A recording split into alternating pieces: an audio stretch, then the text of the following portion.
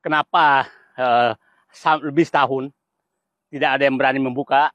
Nah, saya menyatakan tadi penyebabnya ada tiga. Satu, bahwa memang pengembang PIK 2 ini adalah betul-betul pengembang yang sangat kuat. Hanya presiden yang bisa menyebabkan aparat lain bergerak. Dan karena terbukti setelah Pak Prabowo memerintahkan Kementerian Kelautan dan Perikanan baru bergerak. Yang kedua, kenapa tidak ada yang tidak bisa terbuka selama ini? Karena itu sistemnya, bekerjanya pembangunan tersebut, sistem menurut saya sistem preman.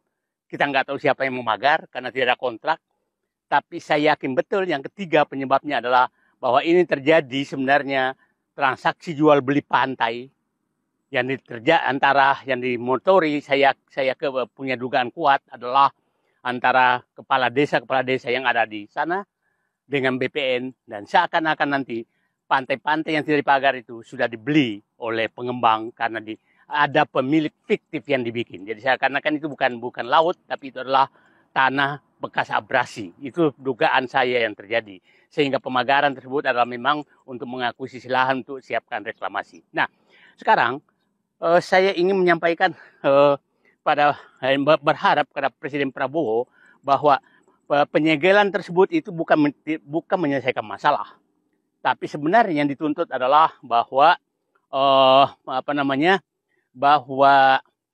menghukum pihak yang melakukan menyelidiki siapa sebenarnya di balik layar pemagaran tersebut. Tidak mungkinlah itu masyarakat, tidak mungkin itu nelayan, tidak mungkin itu di luar pengetahuan pengembang PIK 2, karena itu terjadi di wilayah PIK 2, walaupun PIK 2 selalu membantah.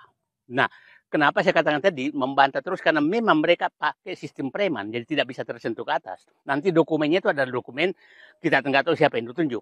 Nah,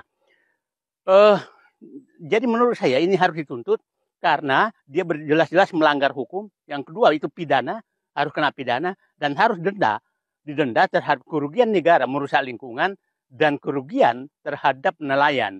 Jadi pidananya ada, pidananya itu pidana kurungan karena dia betul-betul melanggar aturan. Sekali lagi terima kasih Pak Prabowo sudah menghadirkan kembali negara di wilayah PIK 2 yang selama ini dihilangkan oleh Presiden Jokowi dan menyerahkan wilayah PIK 2 kepada pengembang PIK 2, dan semua aparat itu adalah seakan-akan adalah anak buah daripada hanya sebagai pelaksana dari pengembang PIK 2, terutama kepala desa di wilayah tersebut yang sangat terbuka menyatakan mendukung pembebasan lahan yang dilakukan oleh PIK 2. Padahal PIK 2 bukanlah PSN.